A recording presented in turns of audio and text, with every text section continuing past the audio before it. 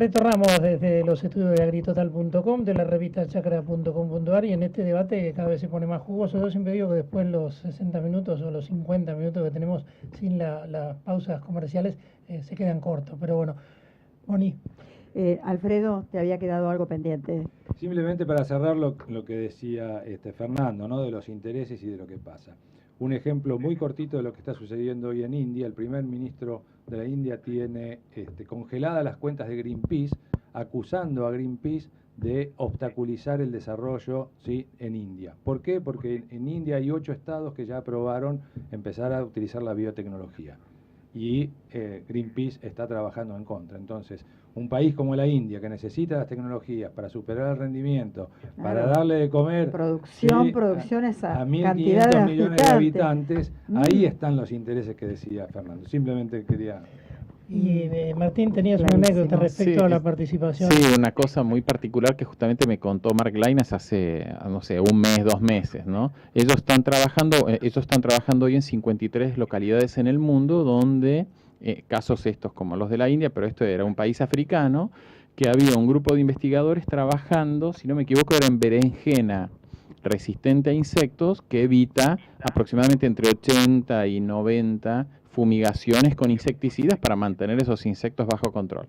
Entonces veían que había un grupo de activistas que iba y atacaba a los científicos y les destruía las cosas, rompía la universidad. Entonces él empieza a investigar quién financiaba esto. Entonces se encuentra que el principal financiador era una oficina de desarrollo humano de un gobierno de un país europeo, un país realmente espectacular, de altísimo nivel de ingreso, muy serio. Pero lo que era insólito es que ese mismo país, a través de su Ministerio de Ciencia y Tecnología, era el que financiaba el 100% del ensayo. Entonces ellos agarran y hacen una presentación al gobierno de ese país y dicen, pero escúcheme, ustedes ponen a sus científicos para hacer los ensayos en este país africano y al mismo tiempo financian a los activistas que van y destruyen todo. Pónganse de acuerdo si quieren financiar la investigación o quieren financiar la destrucción de la investigación, y lograron que ese país cancele todos los programas de subsidio, digamos, que era muchísima plata, a estos grupos de activistas violentos, ¿no? Pero creo que hoy es como algo paradójico, donde hay una irracionalidad aún en esto de repartir plata.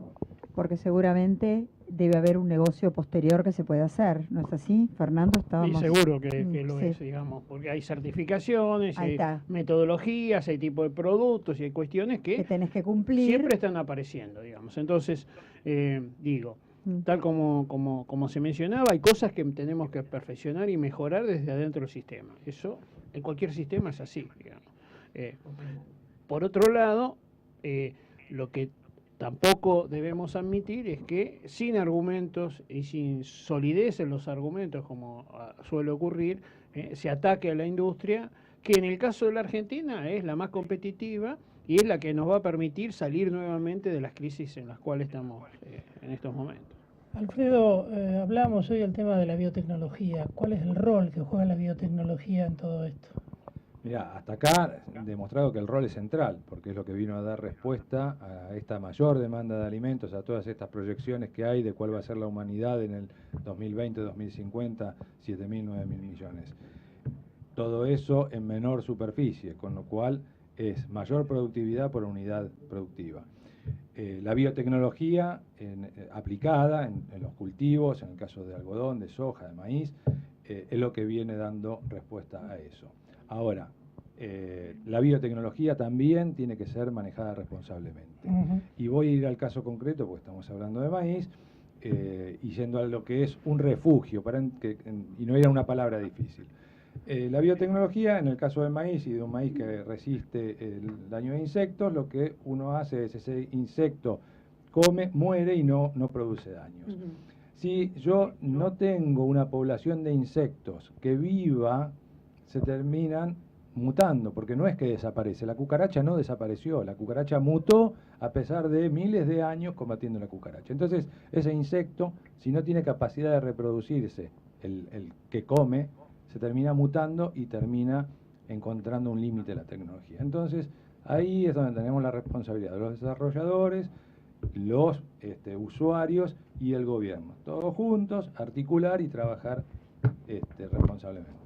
Sí, eso es lo que está diciendo él, es que tiene que haber una parte del campo cultivado con plantas que no tengan esa resistencia, ¿no? Y entonces eso es lo que en la jerga se denomina refugio. El refugio puede ser un lote, en el mismo lote, un porcentaje de maíz sin biotecnología, o bien lo que se llama el refugio en bolsa, donde vos compras la bolsa y dentro de la misma bolsa está la semilla con biotecnología y la semilla sin biotecnología. Claro, lo que yo comprendo, digamos y que puede comprender digamos el oyente, es que ese insecto no puede morir porque debe tener y debe permanecer, digamos, mutando aún, porque tiene que, digamos, tiene algún rol dentro de la naturaleza, ¿no?, que cumplir también. Puede haber polinizar, digo, diciendo como sí, algo. estamos hablando en este caso de los, no de los benéficos. En el caso de Claro. un polinizador podría ser una abeja. Estamos hablando de aquellos que son dañinos al cultivo. Pero aún así necesitamos que haya un porcentaje de insectos que sobreviva para que sigan siendo susceptibles de lo que produce. Te puedo dar un ejemplo, digamos. Si uno consume siempre el mismo antibiótico y mata la mayor parte de los microorganismos para el cual está hecho las bacterias, si alguna sobrevive porque tiene por una mutación un sistema de defensa frente a ese antibiótico en poco tiempo va a dejar de ser efectivo, porque ese que sobrevivió se va a multiplicar y van a ser todos resistentes. En cambio, si vos tenés lo que mencionaba recién, de un mecanismo en el cual los que tienen resistencia son aquellos que están solamente en el ambiente donde solamente hay biotecnología. Cuando vos tenés la mezcla de estas dos situaciones, va a haber insectos que van a sobrevivir y no solamente aquellos que tengan resistencia, ¿sí? Con lo cual no vas a perpetuar aquel que tiene resistencia y no vas a tener que cambiar el antibiótico después. Claro. Un ejemplo No sé si muy, fue muy claro, fácil. pero... El umbral, ¿cuántas tazas de café uno toma y no le quita el sueño? Es eso. O sea, aquel tomador de café puede tomar 10 tazas de café y no le quita el sueño. Sí, es así, bien sencillo. Fernando, quería preguntarte, a ver, estamos hablando de una mayor producción, pero también estamos en un país donde, bueno, y en un mundo donde hay hambre y donde se necesita no solamente alimentar, digamos, dar de comer, sino nutrir, ¿no? Entonces, esta mayor producción puede convivir, digamos, en un país productor y exportador grande, importante, como la Argentina, que al mismo tiempo le garantice a los ciudadanos una dieta saludable. Bueno, ese es el trabajo que vamos a presentar en el Congreso. Lo estuvimos haciendo con gente de la Facultad de Medicina de la Universidad de Buenos Aires, que es Sergio Britos, y con el programa de agronegocios de la Austral, con Roberto Fini, en el cual lo que indagamos es si puede coexistir en la Argentina un sistema productivo que es de una alimentación saludable al conjunto de la sociedad con un sistema de exportación y exportación grande de alimentos. Y la respuesta es sí. Nosotros tenemos una dotación de recursos y de conocimientos que nos permiten generar un volumen de alimentos que pueda cubrir los dos objetivos. Sí hay cuestiones a mejorar, ¿no es cierto? Por ejemplo, si nosotros contrastamos lo que se consume en la Argentina contra una dieta saludable normada, tenemos un muy bajo consumo de frutas y hortalizas. Deberíamos duplicar la actual producción de frutas y hortalizas solamente para cubrir la dieta del conjunto de la sociedad argentina. Tenemos un porcentaje menor de consumo de lácteos que el que debiéramos, o sea, una parte de lo que se exporta debería incorporarse. Por el otro lado, en el balance hay otras cosas positivas, digamos. En el caso de la carne vacuna consumimos muy por encima de lo que debiera ocurrir, y en el caso de productos derivados del trigo, al revés. ¿Sí? También consumimos muchísimo más de lo que debería ser. Harinas. Digamos, solamente con esta cuenta, digamos, que estoy haciendo, que no es fácil porque es una transformación cultural y es a largo plazo, es a largo plazo, eso está claro, pero digo que hoy, con la actual circunstancia, habría 2,5 millones de toneladas más de trigo para exportar y 1.200.000 toneladas más de carne vacuna para exportar, con los excedentes que estamos haciendo. Más todos los otros productos que producimos, ¿no? En el caso de maíz somos fuertemente sedentarios y en muchos de los granos ocurre lo mismo. O sea, si la pregunta es, ¿se puede ser un país sanamente alimentado y un fuerte exportador de alimentos? Y la respuesta es, desde la Argentina, sí.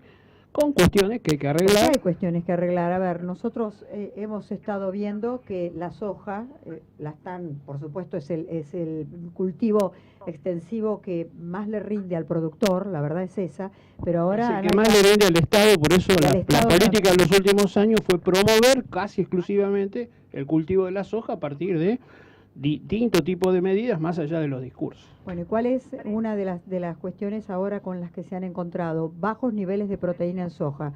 Entonces digo, cuando el cultivo es extensivo, cuando es, digamos, enorme la cantidad de hectáreas, esa posibilidad de que se conserven nutrientes, lo tenemos clarito el ejemplo en la soja, pasa con los otros cultivos y cómo se haría para mejorarlos, qué es lo que hay que hacer.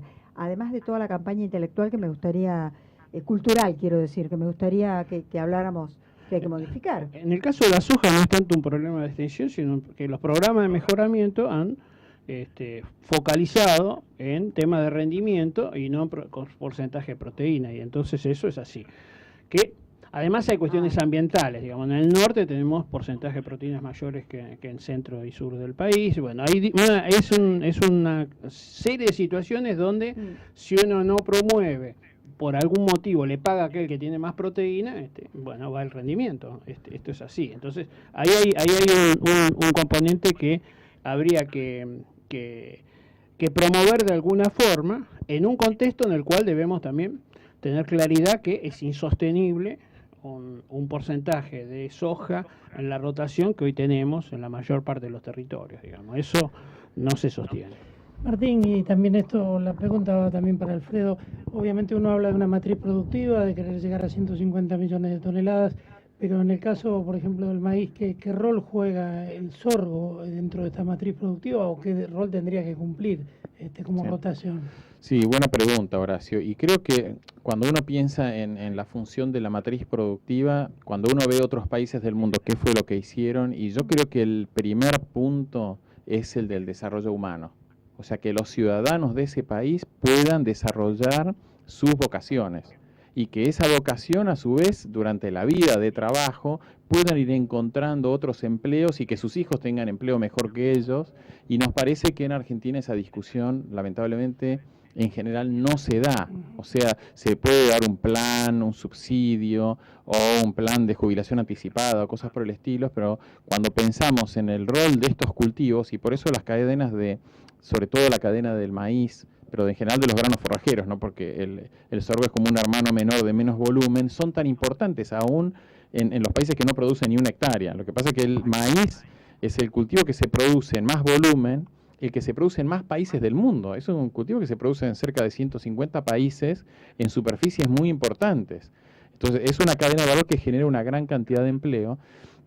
Y el sorgo es un cultivo interesante porque tuvo una desaparición en muchos países como la Argentina, que la Argentina perdió el 90% del área sembrada desde el año 73 al 2005, y en los últimos años, del 2006 en adelante, recuperó un poco, y todavía le están faltando ajustar algunos puntos de la tecnología para que vuelva a aumentar los rendimientos. No está logrando lo que está logrando el maíz, que tener aumentos de rendimientos por año del orden del 3-4%, y está en menos del 2%, y eso es demasiado bajo.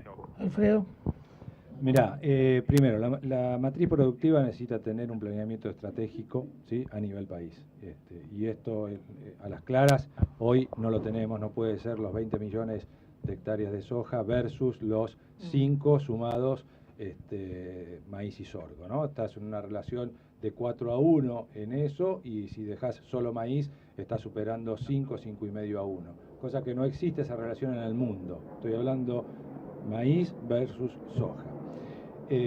La respuesta es muy sencilla, la solución no es fácil. La respuesta es sencilla porque necesitamos la competitividad en todos los cultivos, en todos. Y cuando digo todos, son los cultivos regionales también, ¿no? No solo los extensivos. Lo que está pasando hoy en el Valle, en las economías regionales, es una tragedia. Entonces, la Argentina tiene que encontrar la fórmula para que la producción agropecuaria sea está rentable en todos. Es eso.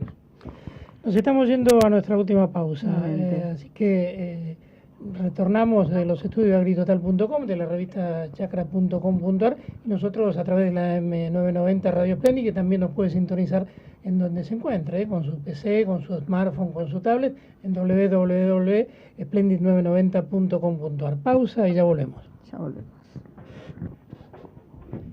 Bueno.